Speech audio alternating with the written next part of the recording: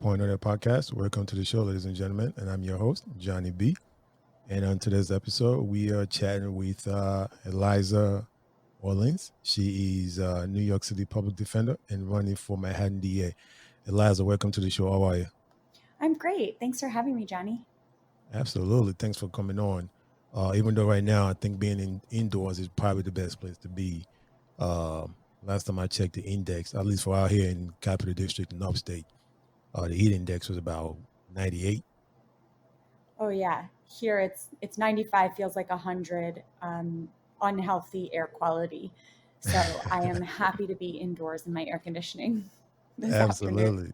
Yeah, I feel bad for those that don't have air conditioning right now. I'm truly sorry wherever you are.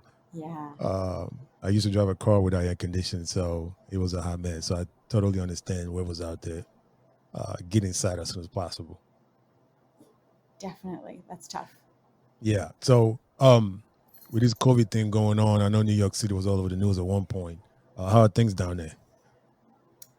Slightly returning to normal. I mean, not Okay. normal in the way that it existed pre-COVID, but normal, like a new normal where we all go out in masks, but we're still able to be outdoors with people. And I think it's become clear that as long as you're responsible and you're masked up and distanced from people, there's Right. very little risk of spread.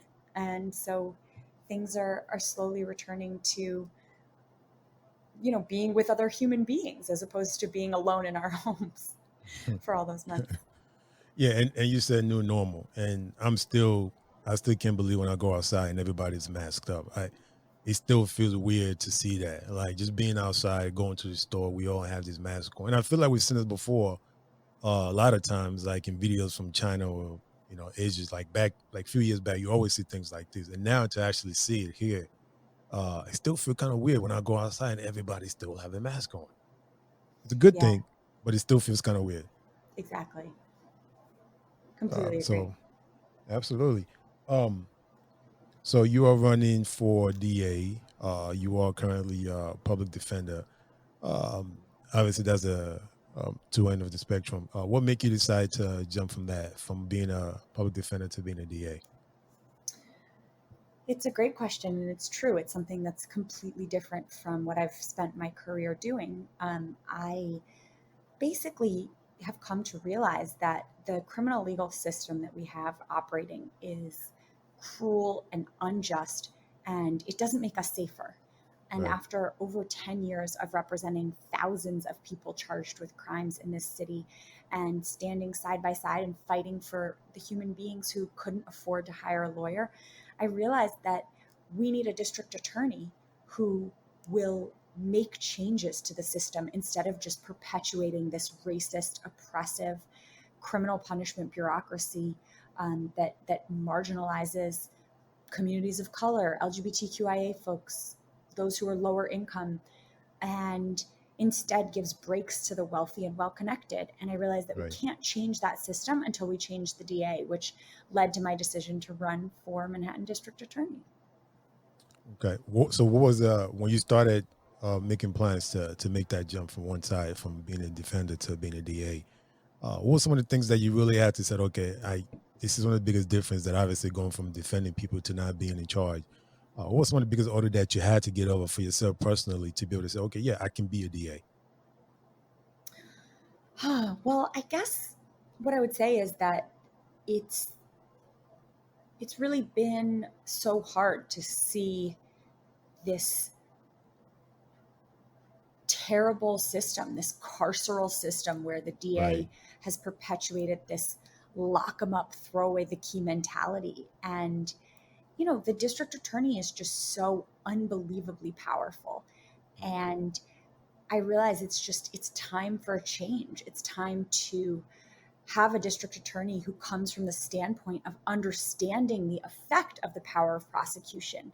Because Right. I've represented over 3,000 people. These are mothers and fathers. These are people's sisters and brothers and husbands and wives. These are people's children.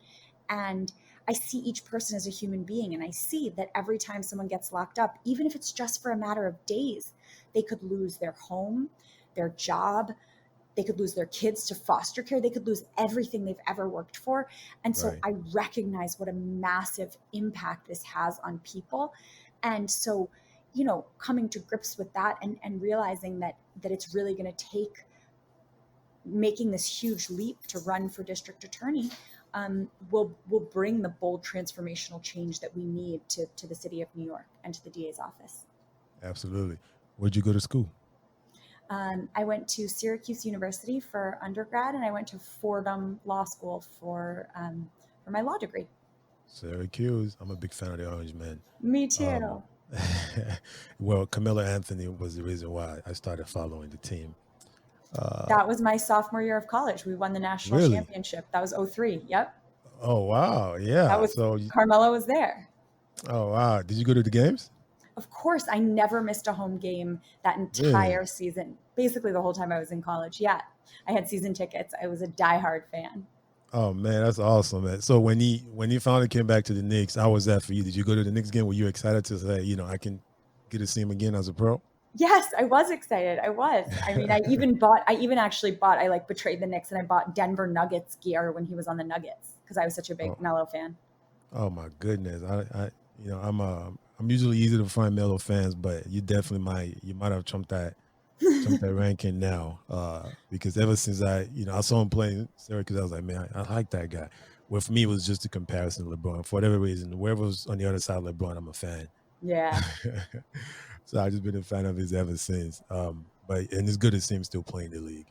Yeah, for sure. For sure. Was that hard when he left the Knicks though? When they had to send him away, was that hard? Yeah, it's terrible. I mean, listen, it was terrible when he left Syracuse after 1 year. Like, all the chant was like, you know, 1 more year, 1 more year, like just Yeah, constantly just begging to stay 1 more year. right. And he was like, he got up, I remember after we won the championship and we had the like big rally to welcome them back and celebrate in the Carrier Dome. And he got on the mic and he was like, 1 more year? How about 3 more years? And everybody like went totally nuts, like just Not lost their minds wow, screaming. right. But everybody knew that was not going to happen, though, right? No, I Like he know, I wasn't know, coming back. I know. Listen, we were lucky to have him for that year. Absolutely, because that's the only championship I believe, at least in the last 20 years, that the Orangemen have had, which was a great run. There have been a couple Yeah, times we've come really close, but yeah. really close, really close. So when I hear criminal justice, what I hear is how do we deal with brown and people of color? That's what I hear. When every time I hear criminal justice system, I hear how do we this is how we're going to deal with brown and people of color and black and all of that. That's what I hear. So when you hear criminal justice, obviously you being a law person, what do you hear? Like, do you hear some of that? Well, I mean, I don't.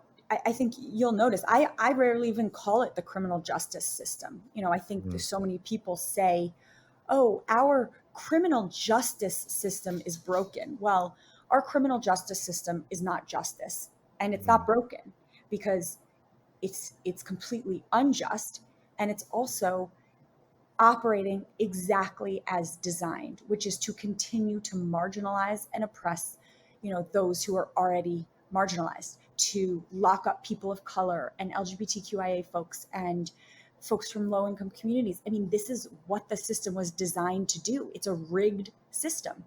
And right, meanwhile, giving breaks to the wealthy, the well connected, and often white. And so it favors rich people disproportionately, and it right, disproportionately throws in cages, black and brown people. And I've seen it time and time again as a public defender. And I've seen that, this DA, Cy Vance, has hmm, basically been a person who has had the wrong priorities. I mean, they've celebrated convictions as wins. They have continued to just perpetuate this horrible system, to ask for cash bail, to treat wow, people differently based on how much money they have in their bank account. And right, and it's not right. It's not right. We need a change. We need to see actual justice. We need to think of people as people. These are human beings. They're not just case numbers, criminals, inmates, prisoners. I mean, even the language they use is so dehumanizing. And so we wow, really need to focus on, humanity of each and every person. wow. Yeah. So you mentioned the bail system, and I was reading something the other day that says at any given time, It's about 10,000 people incarcerated in New York City jails. 89% of them are Black or Latino, and Mhm. 80% of them actually have not been convicted of a crime. Exactly. And as a person that grew up in a third world country, when I hear those things, I cringe because I'm like, we're in the United States of America. Like, why Yeah. is that? Why is that a thing? Like, how is that possible? How are people sitting in jail without being convicted of a crime? And then it points to the bail system. Um, and I know you running for DA now. How do we fix that? And I know it's a thing all over the country, but obviously we're focusing on New York City. And how do we fix that? Well, so we have a system of cash bail and wealth based detention, which means that, yes, three-quarters or more of the people who are locked up are there not even having been convicted of anything. So Right, they say in this country, we have the presumption of innocence. You're presumed innocent until proven guilty. The right, prosecutors must prove you guilty beyond a reasonable doubt. It must be a unanimous jury verdict, et cetera, et cetera. All of these things that they say are like these safeguards to protecting people. And yet we deprive people of their liberty mm, before they've been convicted based on how much money they have. And right, that's just not right. It's not just. It perpetuates the biased and racist nature of the system. And it disproportionately targets people of color because people of color are more likely to be held pre-trial. They're more likely to receive higher bail amounts, which result in forced plea deals and longer prison sentences. And the truth is, bail does not keep us safe, and it never has. This is really this we desperately need big reforms, and like we've seen right, some reforms in New York, but right. we need a DA in place who will say, which is what I'm saying and what I have said, I will Uh-huh. not ask for cash bail. Right, Cash bail is simply not just, and it doesn't serve the purpose that bail is supposed to serve, which is right. to ensure someone's return to court. Mm, Because the only difference right now between people who have been released and those who haven't is how much money and nothing else, how much money that right, person has. It's got nothing to do with people are like, oh, well, it's the crimes charged and it's this and it's that. No, there is one system for the rich and a different one for everyone else. And, I mean, we've seen it time and time again. I mean, if you look at people charged with very serious offenses, people like Harvey Weinstein, for example, right, who was facing a mandatory life sentence on the top charge. And he came in, paid a prearranged bond of $1 million, which may seem like a lot of money to a lot of people, but is 1/50th of his net worth. And he was able to not spend a single night incarcerated until after he was proven guilty beyond a reasonable doubt. Now, meanwhile, I have clients who sit in Rikers Island for days, weeks, months, or years years, on right. $400 bond or bail, Mm, $700 bail, $3,000 bail, because to them that's tantamount to no bail at all. It's just they're being incarcerated. They can't afford it. Their family can't afford it. And we've seen horrible things. Obviously, most people are familiar with the case of Khalif Browder, a teenager who was accused of stealing a backpack, right, sat at Rikers Island for 3 years, 2 years of which he spent in solitary confinement. And eventually, the case got dismissed. They didn't have the evidence against him. And he got out and he took his own life mm, after yeah, heard the about it. horrifying experiences he had at Rikers Island. Right, And his family was unable to pay a $3,000 bond. It's just, I mean, that's not justice. That's not justice for all, certainly. And the purpose of bail is supposed to be to assure someone's return to court. And instead, for far too long, people have conflated safety and justice, or safety and incarceration, rather. And that's a disservice to everyone because public safety is not served by locking people up. In fact, right. it does quite the opposite, because the data shows that if you lock someone up for whether it be just a few, 3 weeks or 3 days even, that Hmm. person is exponentially more likely to reoffend or get rearrested. And So we are not keeping our communities safe by just locking people up. Yeah. And it's funny you mentioned, money. Obviously money rules everything, as much as people like to disagree with that or not. And just listening to you talk, and I appreciate your passion and your message. Um, and then listening to you talk, and we're talking about, I think you said, what was it, Khalif that was in Rikers for 3 years. Uh-huh. So when I think about that, obviously his mother and his family can't afford the $3,000 bill. Hmm.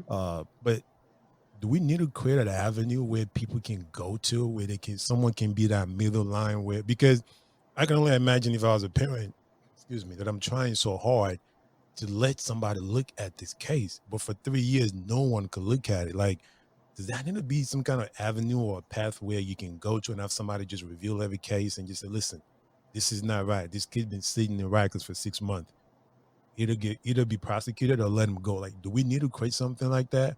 Because I'm pretty sure his mom is probably screaming and looking for help, but just can't find nobody to take up the case. Yeah, of course, because this is what happens constantly, um, in tons of cases where they just get ignored because the system is overwhelmed by the fact that way too many people are charged. People are charged for things that should never have been brought through our criminal legal system to begin with. There are so many Okay. people who are suffering from, substance use disorder, or, you know, mental health issues, or some of these things which we consider like crimes of poverty.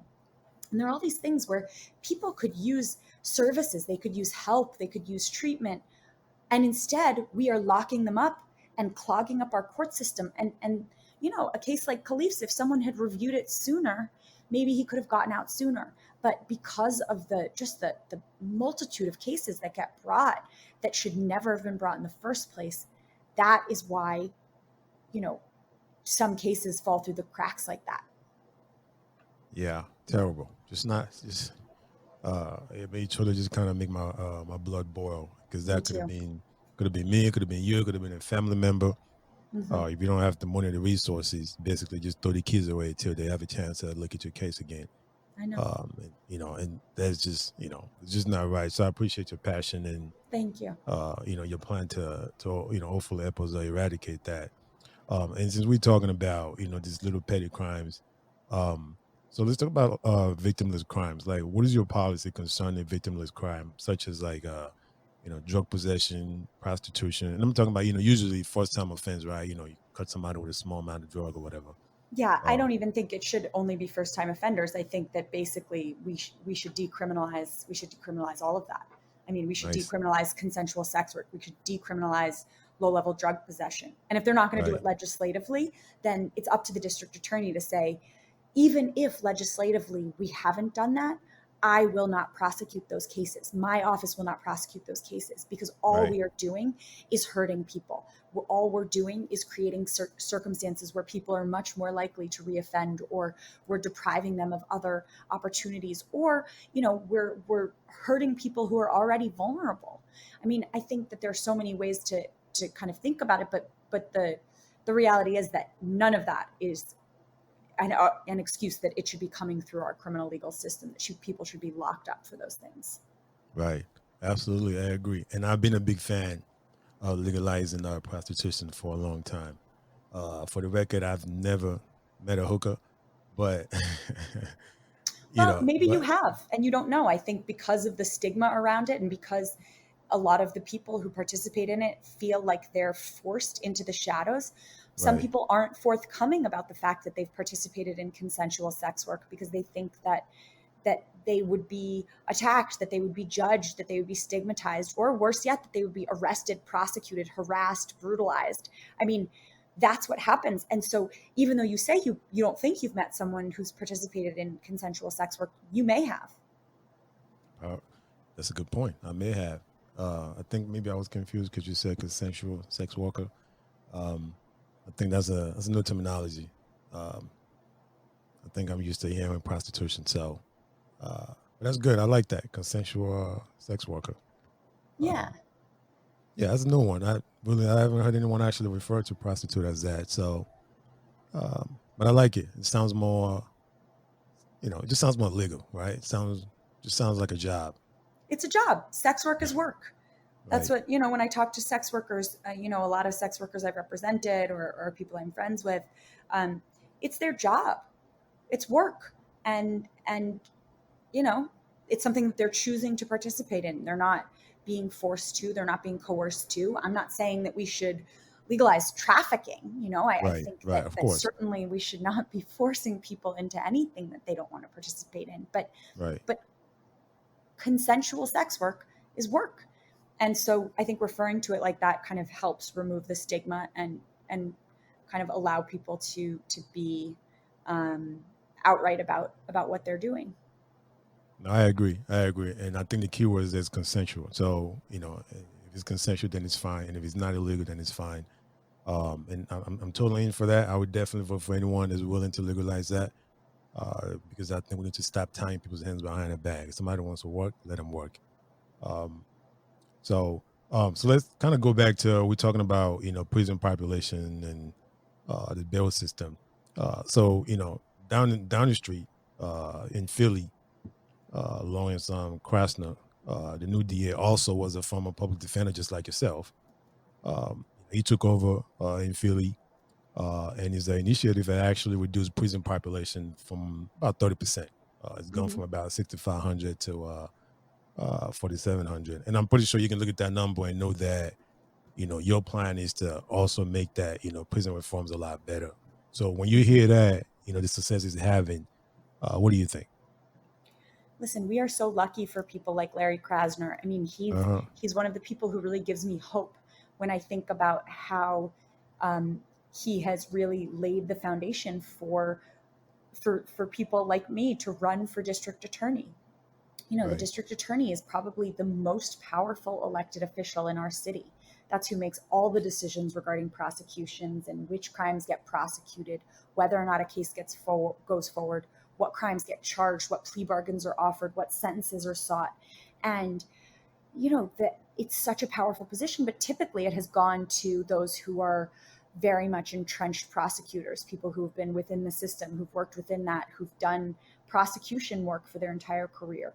And we're seeing in places like Philadelphia, like Boston, like San Francisco, that there is another way, that a public defender can come in and figure out how to solve these problems in a way that isn't just more of the same. And so I think that I'm really grateful to people like Larry, who's shown how a more just justice system can look. Absolutely. Larry's doing good out there in Philly. And we just wish him the best of luck to keep doing the good work out there. And like you said, is the criminal justice system, it's so unfair. A lot of time when you look at a disparity between the white crimes and the black crimes, I mean the same crime, but we getting um, two different judgment being handed out. And when I look at that, like the whole system is broken, like you said. Like how do we even get it to be fair when you have judges that sit there in the same courtroom and it has the same case, but a white man and a black man, and it hands out two different length of sentence. One gets probation and one gets 5 years of tenure. Like how do we even approach that? Because as an African American man, when I see that, I'm just thinking to myself, there's no hope. Like how do we fix that? That man going to be sitting in that courtroom for the next 10, 20 years or whatever the case is. Like how do we fix those things? Yeah, listen, I think that you're right that the problems uh, are are broader than just changing the DA, but I think it's Right. certainly a start, right? I mean, I Absolutely. think that what we've seen is just taking, for example, the war on drugs, because we know the war on drugs is not a war on drugs, it's a war on people. It's been a war on predominantly and disproportionately Black and Brown people. Right. And we know that there are no differences in the amount of drug use or drug sale by people who are Black or people who are white. And yet, if you're Black, you're three times more likely, four times more likely, depending on what Right. it is, to be arrested and prosecuted for those crimes. Mhm. We operate. The system is profoundly racist, and we Wow. live in a nation where we disproportionately, um, you know, lock up and Black men. I mean, truly, it's true. And there are more Black men under criminal supervision now than there were enslaved in this country in 1850. And so the only way to start dismantling this is by calling it out, by saying this is entrenched racism, this is systemic inequity, this is all stemming from white supremacy that exists within Right. these systems. And it's not, you know, we have to shout it out loud, and we have to like call out this systemic oppression and say we have to fix this. Our work here is not just to be like, well, I'm not racist, you know, I'm not racist. That's not enough. You must be actively anti-racist, which means that you have to be intentional and deliberate and unapologetic in the fight to dismantle structural racism and systemic oppression. And I think that that starts a lot of times in the voting booth, and recognizing that, you know, here in New York, we live in a blue state, but not all Democrats are created equal. So just because you live in a blue state and you elect Democrats, that doesn't mean your work is done. You have to make sure that there are people in office who share your values and who want to fight against these racist systems. Absolutely. I love what you said. You know, just because you're not racist, but are you anti-racist though? Exactly. That is so key. Because you have a lot of Exactly. people, but I'm not racist, but I have black friends, but I have Latino from the world, but are you Exactly. against racism though? You Every know, day, every day. And it's right, not, you know, I mean, it's one thing to say, okay, like I posted a black square on my Instagram, like I posted a hashtag Black Lives Matter on my Twitter. right, Okay, great, that's fantastic, and I'm glad that people are doing that because it is important to show solidarity. But also, your actions then must follow through with your words. Like, it's not enough to be a keyboard warrior to say these things if you are right, not then putting in the work to try to dismantle these systems. right. Absolutely. Absolutely. Back to your campaign for a second. You definitely have a lot of support. I mean, I see the big wave behind you. A lot of people out, you know, just pushing for you to get in. Um, what does that feel like for you? Just knowing that, you know, you get out there and you campaigning for this role, and actually you have such a huge support behind you. That totally agree with you, and I agree that the change that you're trying to bring is necessary. How does that feel? I mean, I'm so grateful. I'm so humbled. I feel just overwhelmed with gratitude at the unbelievable outpouring of support. And I think that we are truly at a historic moment in time. I mean, Right, we are so, it's a dark time, but it's also a hopeful time, because I think that, you know, seeing the way that people have responded, this is a historical moment. Like, people are recognizing and waking up to stuff that has existed for hundreds of years. But now, all of a sudden, people are like, okay, but we can't stand for this anymore. And I think time and time again throughout history, we've seen that reform starts with protest. And that right now, like, the conscience of our country has been rocked, and right, people are so ready. People are so desperate for a change. They won't stand for the same old. They won't stand for the status quo. And right, so I just feel so grateful to be able to be one of the voices for change, you know, after spending over a decade as a public defender and going up against an entrenched DA for a decade, and recognizing myself that enough was enough, and I wanted to run for DA, but having the support of so many people right. has just been an absolutely humbling and amazing thing. Absolutely. If you if you weren't a lawyer, what would you have done? Oh my gosh. What was your backup career option? I had no backup plan. I truly, I mean, all I ever wanted to do was be a public defender. It was the reason I went Okay. to law school. It was the only job I applied for. Wow. And so it's, I, there wasn't really a backup plan. When I was little, I wanted to be a gymnast, but that was never Okay. going to happen. Um, Yeah. so no, there was no backup plan. uh, wow. When did you know that was it? Like when did you know, okay, public defender, that's what I'm gonna do? Was it like junior year of high school? Was it early on in high school? Uh I talked to a lot of high school students right now, and they're like seniors in high school and they have no clue what they want to do with their life. Yeah, Um I yeah. think a, I think it's a tough thing to. I feel very lucky that I had such direction. I mean, I always knew that I wanted to fight against injustice and to be someone who used my privilege to fight for those who were marginalized.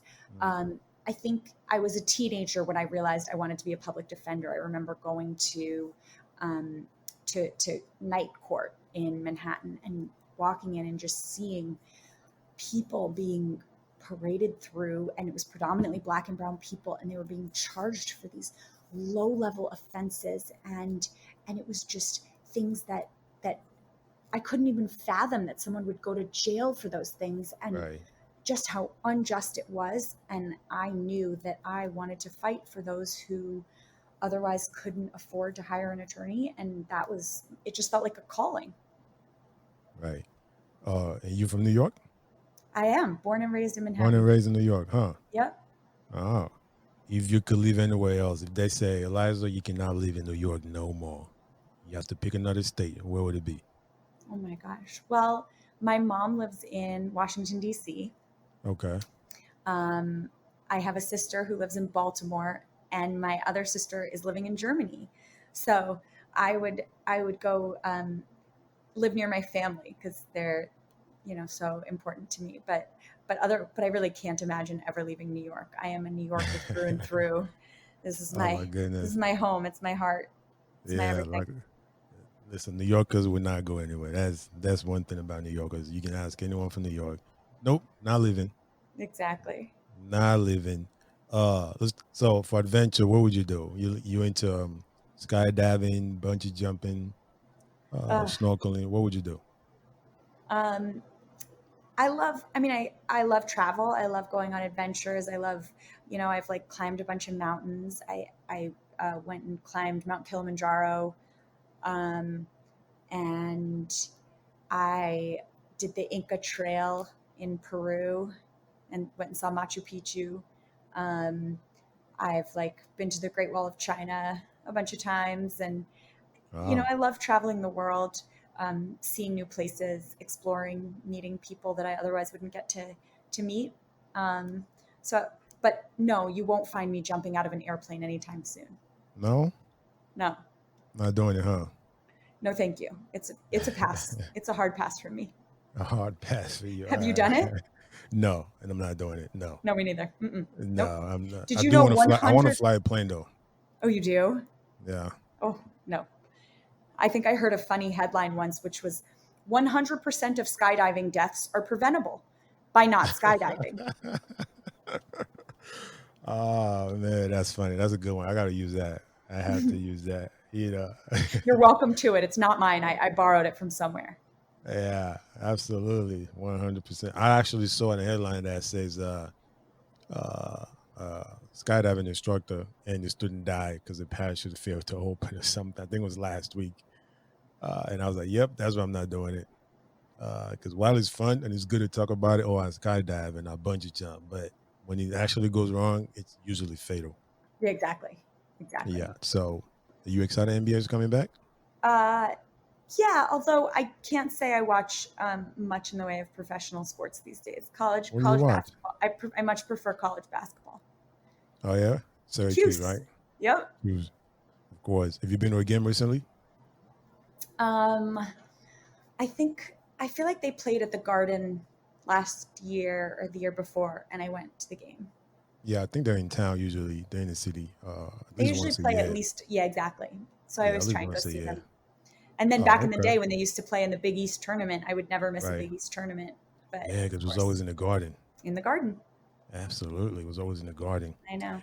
Yeah.